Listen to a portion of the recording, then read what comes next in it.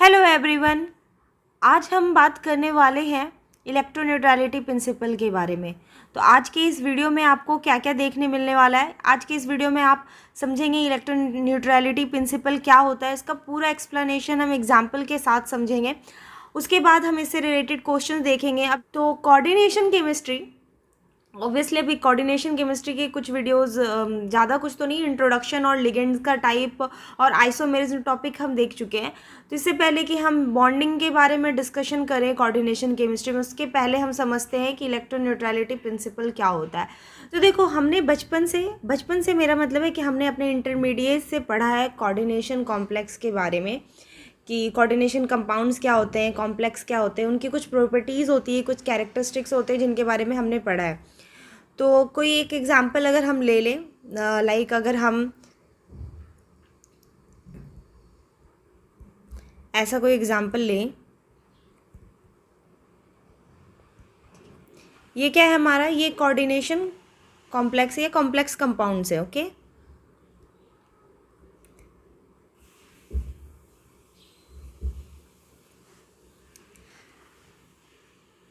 ठीक है। तो हमने जैसे कोवैलेंट बॉन्डिंग के लिए पढ़ा है, आयनिक बॉन्ड के लिए पढ़ा है, शेयरिंग के बारे में पढ़ा है कि कोवैलेंट बॉन्ड कैसे फॉर्म होता है। तो ये हमारा उनमें जो हमारा सेंट्रल होगा या लिगेंड्स होंगे, उनके बीच क्या होता है, आपकी इलेक्ट्रॉन्स की शेयरिंग होती है। ठीक है, इलेक्ट्रॉन्स की शेयरिंग होती है। आयनिक बॉन्ड होता है तो उसमें कम्प्लीटली डोनेशन हो जाता है। ठीक है, अब जब कोऑर्डिनेट कंपाउंड में क्या होते हैं, कोऑर्डिनेट बॉन्ड्स होते हैं। ठीक है, कॉम्प्लेक्स कंपाउंड में क्या होते हैं, कोऑर्डिनेट बॉन्ड होते हैं। अब ये कोऑर्डिनेट बॉन्ड क्या कैसे फॉर्म होता है, ये हमने पढ़ा है इंटरमीडिएट में अपने, कि आपका कोई लिगेंड, ठीक है, कोई लिगेंड आपके मेटल को या सेंट्रल एटम जो भी है, ठीक है, उनको डोनेट करते हैं। ठीक है, उनको डोनेट करते हैं, आपके इलेक्ट्रॉन पेयर डोनेट करते हैं या इलेक्ट्रॉन डोनेट करते हैं। ठीक है, तो इस तरह से आपका क्या होता है इनके बीच में। अब देखो, ये क्या होता है कि ये आयनिक बॉन्ड की तरह कम्प्लीटली देते नहीं है, क्योंकि लिगेंड के को भी चाहिए। ठीक है, वो कम्प्लीटली दे नहीं देते हैं कि आप ही रख लो, मुझे ज़रूरत नहीं है। ये डिफरेंस होता है। कोवैलेंट बॉन्ड की तरह ये आपस में म्यूचुअली शेयरिंग नहीं करते हैं कि आप भी दो मैं भी दूंगी। ठीक है, तो यहाँ पे क्या होता है, इस टाइप के बॉन्ड को हम कोऑर्डिनेट बॉन्ड बोलते हैं।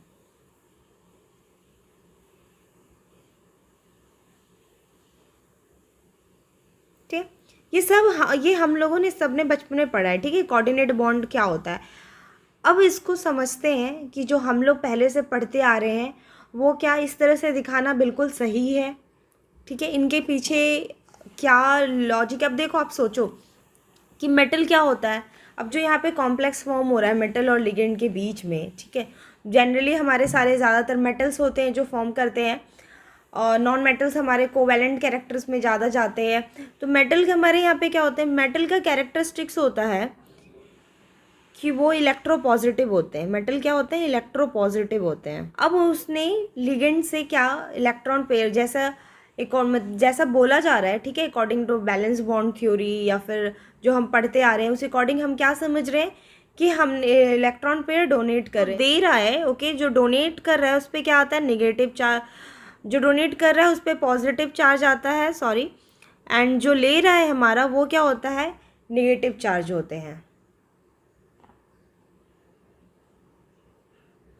ठीक है, ऐसा हम पढ़ते हैं जब हम कोवैलेंट बॉन्ड के बारे में बात करते हैं। जब हम कभी भी कोवैलेंट बॉन्ड के बारे में बात करते हैं तो इस तरह से हो जाता है। कोवैलेंट बॉन्ड में क्या हो जाता है, हमारा एक आपका निगेटिव हो जाता है और आपका पॉजिटिव हो जाता है। ठीक है, इस तरह से कोवैलेंट बॉन्डिंग के लिए हम बात करते हैं।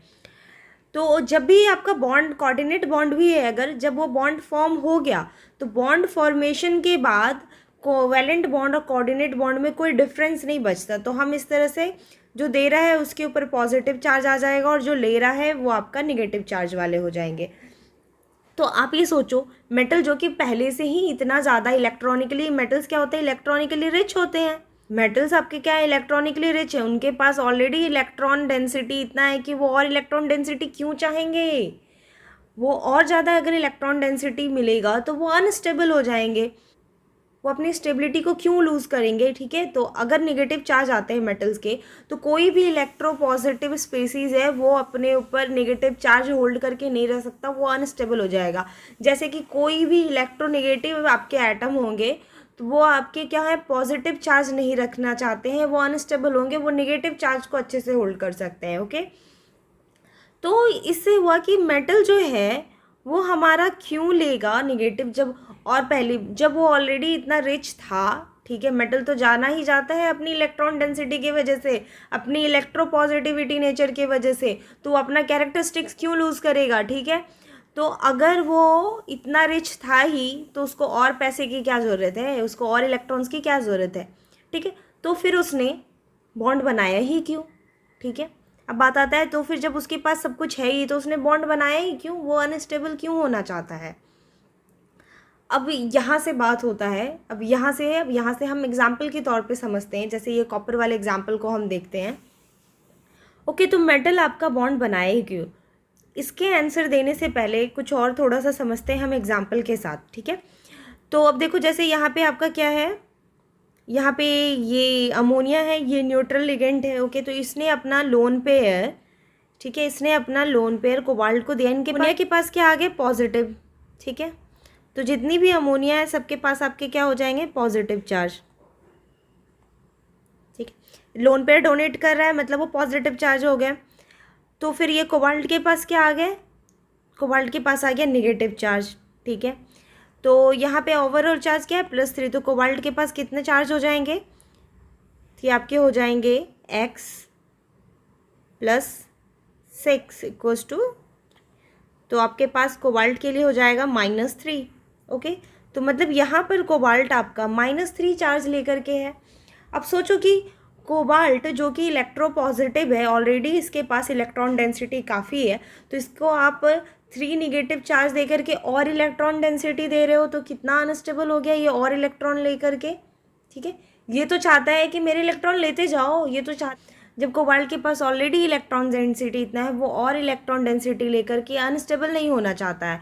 तो मेटल बॉन्ड ही क्यों बना रहा है, तो मेटल बॉन्ड इसलिए बना रहा है क्योंकि कोई भी स्पीसीज जो है वो अपने चार्ज्ड फॉर्म में नहीं रहना चाहते हैं। ओके, तो मेटल अपने चार्ज फॉर्म में नहीं रहना चाहते, मेटल हर कोई न्यूट्रल होना चाहता है, हर कोई न्यूट्रल होना चाहता है, ना कि वो उल्टा और चार्ज ले ले जिस चार्ज के साथ वो अनस्टेबल हो जाए, ठीक है।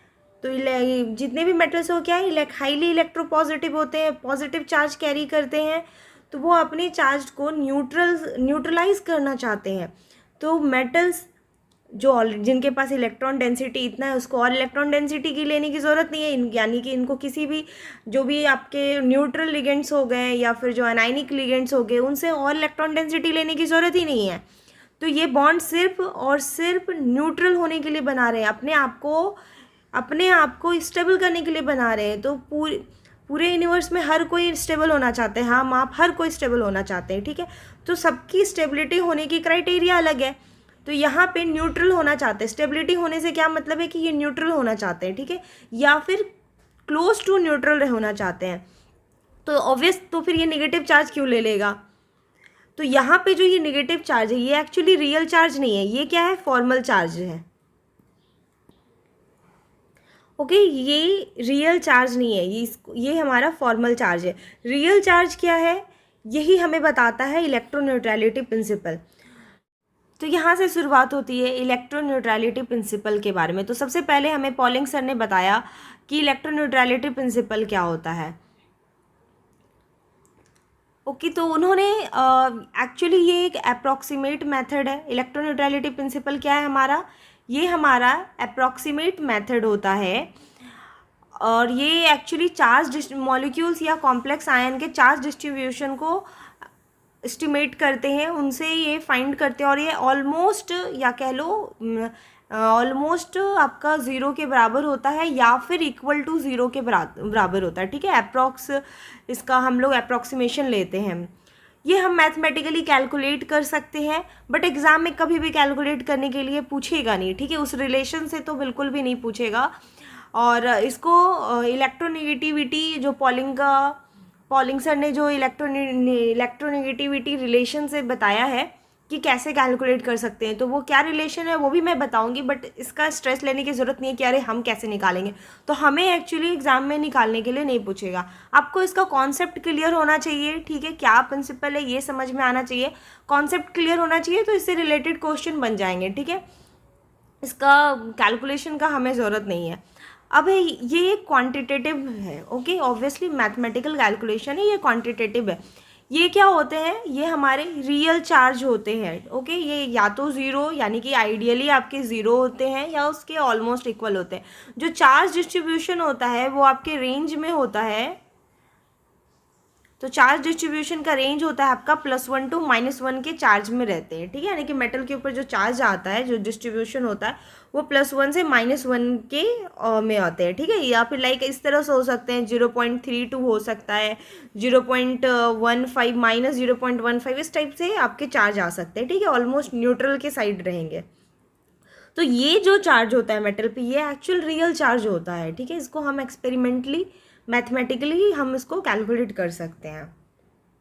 तो उसको कैलकुलेट करके प्रूव करके पॉलिंग सर ने पहली बार प्रूव किया था और दिखाया था कि ये एक्चुअली जो चार्ज हम इस तरह से कैलकुलेट करते हैं वो रियल चार्ज नहीं होता है, एक्चुअल चार्ज हमारा 0 या उसके क्लोज टू होते हैं, ओके। तो ये हो गया इलेक्ट्रोन्यूट्रलिटी प्रिंसिपल के कुछ इंपॉर्टेंट पॉइंट्स।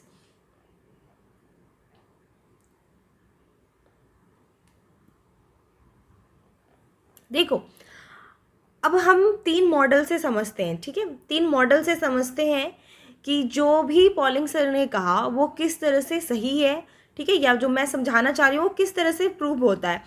तो उन्होंने बताया, ठीक है, 3 मॉडल से अब अगर हम इसको मान के चलते हैं, ठीक है, कि जो कॉम्प्लेक्स कंपाउंड है हम मान के चलते हैं कि ये प्योर कोवैलेंट है, यानी कि 100% कोवैलेंट नेचर का है, अगर हम ऐसा मानकर चलते हैं इनको, तो फिर इसका मॉडल क्या होना चाहिए, मतलब इसका जो हमारा मॉडल होना चाहिए, यानी कि इसको जो हम ड्रॉ करेंगे वो इस टाइप से कुछ होना चाहिए, ठीक है, अगर हम इसको प्योर कोवैलेंट मानते हैं। तो प्योर कोवैलेंट के अकॉर्डिंग हमारा क्या होना चाहिए, जो ऑलरेडी मैंने बताया कि कोवैलेंट नेचर में हमारा क्या होता है कि जो हमारा डोनर होता है, जो डोनर यहाँ पे क्या है, ये डोनर है, जो हमारे डोनर होते हैं वो पॉजिटिव चार्ज कैरी करते हैं और जो हमारे एक्सेप्टर होते हैं वो हमारे नेगेटिव चार्ज कैरी करते हैं, ठीक है। तो इसकी वजह से कोबाल्ट में -3 चार्ज आ गया। तो इसका जो आपका थ्योरेटिकल एक्सप्लेनेशन था वो आप समझ गए कि ये निगेटिव, इतनी हाई निगेटिव चार्ज को नहीं कैरी करेगा, जबकि कोबाल्ट ऑलरेडी आपका आपके इलेक्ट्रॉनिकली रिच है, इलेक्ट्रॉन डेंसिटी उसकी काफ़ी ज़्यादा, और इलेक्ट्रॉन डेंसिटी आप सब जानते हो, इलेक्ट्रॉन डेंसिटी जितनी ज़्यादा होगी अनस्टेबिलिटी बढ़ेगी, ओके। तो ये न्यूट्रल होना चाहता है, तो 100% कोवैलेंट के अकॉर्डिंगली इसका मॉडल कुछ ऐसा होना चाहिए। तो ये मेटल निगेटिव चार्ज लेकर के अनस्टेबल होता है, तो ये तो पॉसिबल नहीं है, ओके। अब देखो सेकंड क्या, अगर हम इसको 100% आयोनिक मानते हैं, ठीक है, हम मानते हैं कि जो ये कॉम्प्लेक्स कंपाउंड है इनकी जो बॉन्डिंग नेचर है वो अगर 100% आयोनिक हो गई तो फिर क्या हो सकता है। तो अगर 100% आयोनिक हो गई तो क्या होना चाहिए, ये तो न्यूट्रल है, तो न्यूट्रल लिगेंड पे कोई चार्ज नहीं आएगा, ओके। और जो हमारा मेटल हो गया, सेंट्रल एटम हो गए, वो क्या हो गए आपके +3 चार्ज में हो गए, ठीक है, इस पर कोई चार्ज नहीं आएगा। ये ओवरऑल कॉम्प्लेक्स आपका क्या था, +3 में था, तो यहाँ से आपका क्या हो गया, ये कोबाल्ट के पास +3 चार्ज आ गया, ठीक है। जैसे कि हम ऑलरेडी, जैसे आपका NaCl एग्जाम्पल है आयनिक का, तो इसमें क्या होता है, आपके जो मेटल है उसके पास पॉजिटिव चार्ज आता है, क्योंकि वो कम्प्लीटली आपके इलेक्ट्रॉन्स दे देते हैं और जो आपके लिगेंड्स है वो ले लेते हैं और निगेटिव चार्ज आता है, ठीक है। इस हिसाब से मेटल के ऊपर कम्प्लीटली पॉजिटिव चार्ज आ जाएगा और यहाँ पे आपके क्या हो जाएंगे, निगेटिव चार्ज हो जाएंगे।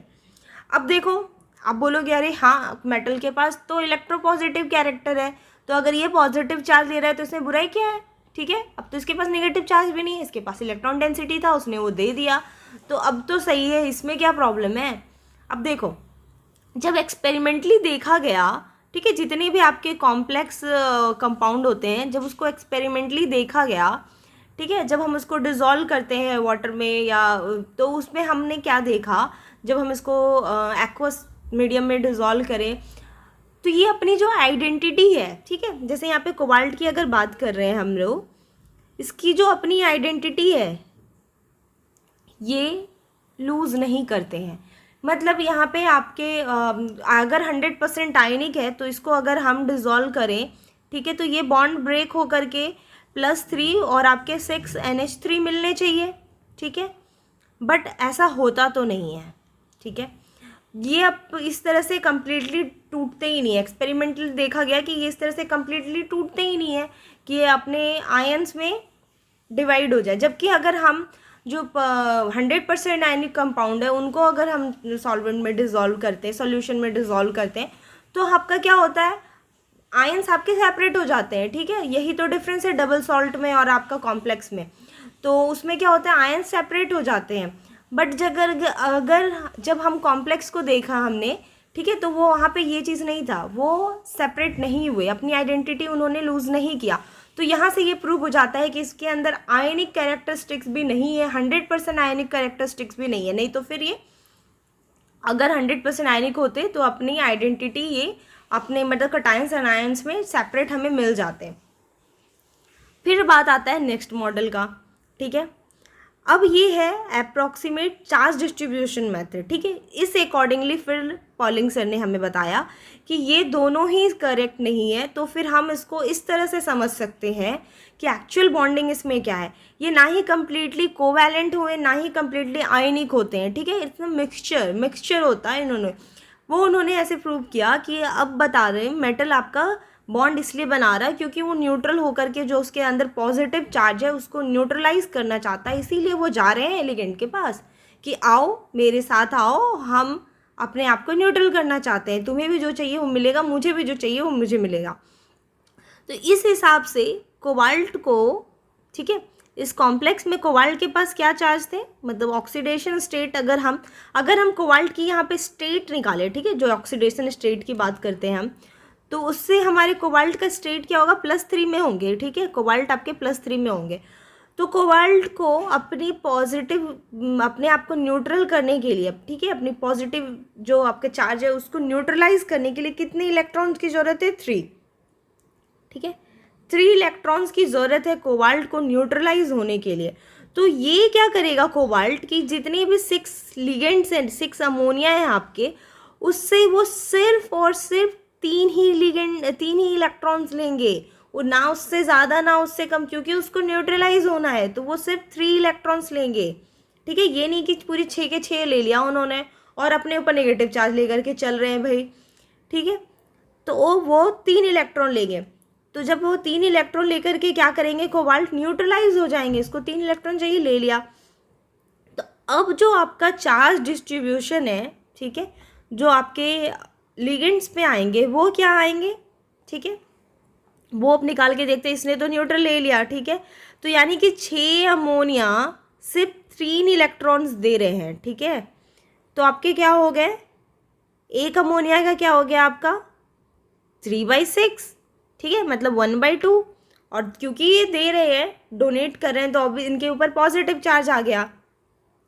तो पूरे 6 जो अमोनिया है, इंडिविजुअल अमोनिया पे आपके, इंडिविजुअल लिगेंड पे आपके +½ चार्ज आ जाएंगे, कोबाल्ट पे 0 चार्ज आ जाएगा, ठीक है। ये आपका अप्रॉक्सीमेट चार्ज डिस्ट्रीब्यूशन होता है। तो एक्चुअली कोबाल्ट पे जो रियल चार्ज है वो यहाँ पे 0 है। तो जो आपका रियल चार्ज हो गया वो यहाँ पे 0 है, ओके। तो ये 0 आपका कोबाल्ट मेटल पे रियल चार्ज है। जो -3 आ रहा था, जो -3 था, ये आपका फॉर्मल चार्ज था और ये रियल चार्ज नहीं हुए, ठीक है। +3 आपके क्या थे, वो आपके ऑक्सीडेशन स्टेट थे, ठीक है। और ये जो 0 है ये रियल चार्ज, यानी कि कभी आपसे पूछ दे रियल चार्ज क्या है, तो रियल चार्ज यहाँ पे 0 है, ठीक है। या किसी और कॉम्प्लेक्स के लिए हो सकता है 0 नहीं हो करके 0.15 0.32 समथिंग ऐसा कुछ हो जाए, ठीक है, ओके। आई थिंक सो आपको इलेक्ट्रोन्यूट्रलिटी प्रिंसिपल क्लियर हो गया होगा अभी। अब हम कुछ और एग्जाम्पल या कुछ और क्वेश्चन से इसको समझते हैं, ओके। तो ये जो कॉम्प्लेक्स है आपके बेरिलियम के, वो आपका हुई से एग्जाम्पल है। ये हुई में इसका आपका दिया हुआ है, तो हुई का ये एग्जाम्पल है। तो जो मैं रिलेशन की बात कर रही थी, जो यही रिलेशन था, आप सबने पढ़ा होगा या फिर आप पढ़ोगे, ठीक है। ये रिलेशन आपका इलेक्ट्रोनिगेटिविटी निकालने के लिए, आयनिक परसेंट आयनिक कैरेक्टर निकालने के लिए हम यूज़ करते हैं इलेक्ट्रोनिगेटिविटी का रिलेशन है, जो कि पॉलिंग सर ने दिया था। ठीक है, पॉलिंग से ही उन्होंने ही ये रिलेशन दिया। यहाँ से हम कैलकुलेट कर सकते हैं कि आपका चार्ज का क्या है। ठीक है, तो बस मैं ये रिलेशन बता रही हूँ, इसके लिए आपको क्या पता होना चाहिए। जैसे यहाँ पे हमें ये आपकी क्या है, इलेक्ट्रोनिगेटिविटी, आपके जो लिगेंड है और सेंट्रल एटम है उनका आपको इलेक्ट्रोनिगेटिविटी पता होना चाहिए। तो जैसे बेरिलियम का आपका इलेक्ट्रोनिगेटिव 1.5 है। ठीक है, यहाँ पे ऑक्सीजन की आपकी क्या है, 3.5 है। तो आप इस वैल्यू को यहाँ पर बैठा करके निकाल सकते हो।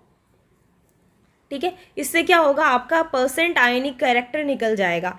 ओके, इससे पहले बताने से पहले मैं बता देती हूँ कि यहाँ पे इस एग्जाम्पल में जो हम तभी से कोबाल्ट का एग्जाम्पल पढ़ रहे थे, इससे ये पॉलिंग ने कंक्लूज़न निकाला, उन्होंने ये कंक्लूज़न निकाला, उन्होंने ये बताया कि ये एक्चुअली यहाँ पर 50% कोवैलेंट है और 50% आयनिक है। ओके, तो ये जो कोऑर्डिनेट बॉन्ड है, ये एक्चुअली कोऑर्डिनेट बॉन्ड नहीं, ये एक्चुअली मिक्सचर है आपके आयनिक एंड कोवैलेंट बॉन्ड का। ठीक है, ना ही ये कम्प्लीटली आयनिक बॉन्ड है, ना ही ये कम्प्लीटली कोवैलेंट बॉन्ड है। ठीक है, तो ये मिक्सचर है। तो इस केस में ये 50-50% है, किसी और के केस में 40 या 60% भी हो सकते हैं। तो ये हम कैलकुलेट कर सकते हैं इस रिलेशन से ये कैलकुलेट हो सकता है। इसी रिलेशन से हम चार्ज भी निकाल सकते हैं कि एक्चुअली चार्ज क्या होता है। तो यहाँ से अगर इस केस की बात करें, तो यहाँ से अगर हम ये सारा वैल्यू बैठा दें यहाँ पर 16, एक्चुअली जब हम एलएफटी पढ़ते हैं तो वहाँ पे हम ये पढ़ेंगे भी कि आपका कोई भी 100% आयनिक नहीं होता, उनमें कोवैलेंट कैरेक्टर भी होता है। ठीक है, तो यहाँ पे क्या है, यहाँ पे कोऑर्डिनेट भी आपका मिक्सचर है कोवैलेंट एंड आयनिक का। तो अगर हम परसेंट आयनिक कैरेक्टर निकाल लें, ठीक है, ये रिलेशन भी पॉलिंग सर ने ही दिया है परसेंट आयनिक कैरेक्टर निकालने का, तो फिर हम निकाल सकते हैं कि कोवैलेंट कैरेक्टर क्या होगा, 100 माइनस, यानी कि 1 माइनस आयनिक कैरेक्टर हो गया आपका। तो इससे फिर हम अप्रॉक्सीमेट से लगा सकते हैं। और इससे एक चीज़ और पता चलता है हमें, ये मेथड जो है, इससे हम क्या प्रिडिक्ट कर सकते हैं, इलेक्ट्रोन्यूट्रलिटी प्रिंसिपल से हम ये प्रिडिक्ट कर सकते हैं कि आपका इलेक्ट्रॉनिक स्ट्रक्चर, ठीक है, जिस इलेक्ट्रॉनिक स्ट्रक्चर की बात कर रही थी मैं तभी से, वो कैसे, कौन स्ट्रक्चर आपका स्टेबल है और कौन सा स्ट्रक्चर होगा, वो हम बता सकते हैं। ठीक है, तो इससे हम स्टेबिलिटी बता सकते हैं। जैसे इस केस में आपका ये ए है, ये बी है, तो ये दोनों ही बेरिलियम के कॉम्प्लेक्सेस हैं। एक वाटर के, एक 4 वाटर है आपका, एक में 6 वाटर है। दोनों में से कौन ज़्यादा स्टेबल है वो हम यहाँ इस प्रिंसिपल से बता सकते हैं कि कौन एग्जिस्ट करता है और कौन अनस्टेबल है। ठीक है, किसकी एग्जिस्टेंस उतनी नहीं है। ठीक है, तो जैसे अगर हम इस रिलेशन का यूज़ करें, देखो पूरा कैलकुलेशन मैं नहीं बताऊंगी, मैं बस समझा दूंगी कि किस तरह से कैलकुलेटिवली ये हम बताया जा सकता है। ओके, तो यहाँ पे जो ये आपका इलेक्ट्रोनिगेटिविटी की वैल्यू है ए और बी, ठीक है, जैसे यहाँ पे मैं ये ऑक्सीजन का 3.5 हो गया, 1.5 आपका बेरिलियम का हो गया, तो यहाँ पे ये डिफरेंस क्या है, 2 के बराबर है। ठीक है, हम लिख सकते हैं कि आपका जो ये आपका 2 के बराबर है। तो यहाँ से अगर आप कैलकुलेट करोगे तो आप परसेंट आयनिक कैरेक्टर जो आपका आएगा वो आपका लगभग आपका 46% आएगा। ठीक है, तो फिर परसेंट कोवैलेंट क्या हो जाएंगे आपके, परसेंट कोवैलेंट हो जाएगा आपका कितना हो जाएगा, 100 माइनस 46, यानी कि 54% हो जाएगा। ठीक है, तो फिर हम यहाँ से ये कंक्लूज़न निकलता है कि एक्चुअली जो आपकी बेरिलियम और ऑक्सीजन का बॉन्ड है वो आपका कितना, आपका चार्ज यहाँ पे जो कोवैलेंट बॉन्ड में कितने चार्ज दे रहे हैं। तो अगर हम ए वाले की बात करें जहाँ पे 4 वाटर है, ठीक है, जहाँ पे आपका 4 वाटर है मतलब 4 ऑक्सीजन है, वहाँ पे क्या हो जाएगा, 4 इंटू 0.54 हो जाएगा। ठीक है, यानी कि आपका चार्ज कितना जा रहा है, आपका यहाँ से कैलकुलेट हो जाएगा 2.16। ठीक है, मतलब हो गया कि आपका पर ऑक्सीजन जो चार्ज कैरी करेगा, देखो यहाँ पे स्ट्रक्चर क्या था। ओके, तो यहाँ पर क्या हो रहा है, ऑक्सीजन इलेक्ट्रोनेगेटिव, यहाँ पे आपका माइनस चार्ज आ रहा है। हाँ, कितना आ रहा था आपका, -1 चार्ज, उसकी बजाय वो आपका एक्चुअली -1 नहीं, 0.54 चार्ज कैरी, मतलब इतना ही इलेक्ट्रॉन डेंसिटी आपका ऑक्सीजन का यहाँ पर है। तो आपके टोटल कितने हो जाएंगे, 4 ऑक्सीजन मिला के कितनी इलेक्ट्रॉन डेंसिटी देगा, वो 2.16 हो जाएगा। और यहाँ पे जो प्लस माइनस चार्ज आ रहा है वो आयनिक के हिसाब से आ रहा है, ठीक है। जो इलेक्ट्रो पॉजिटिव है वो प्लस चार्ज ले रहा है और जो इलेक्ट्रोनेगेटिव है वो माइनस चार्ज ले रहा है। यहाँ पे बेरिलियम का स्टेट क्या है, जो हम ऑक्सीडेशन स्टेट से निकालते हैं, तो यहाँ पे बेरिलियम आपके +2 में है, ठीक है। तो बेरिलियम पे जो रियल चार्ज है वो क्या होगा, 2 - 2.16, ठीक है, मतलब -0.16। ये चार्ज एक्चुअली बेरिलियम के ऊपर जो रियल चार्ज है, यही रियल चार्ज है, ठीक है। ये रियल चार्ज है जो बेरिलियम कैरी कर रहा है। अब बात करते हैं कि इन दोनों में से ए और बी में से स्टेबल कौन ज़्यादा स्टेबल है आपका, ठीक है। 6 वाले हैं कि आपके, जब हम 4 की बात कर रहे हैं तो बेरिलियम पे आपके कितने चार्ज हुए, -0.16, सॉरी,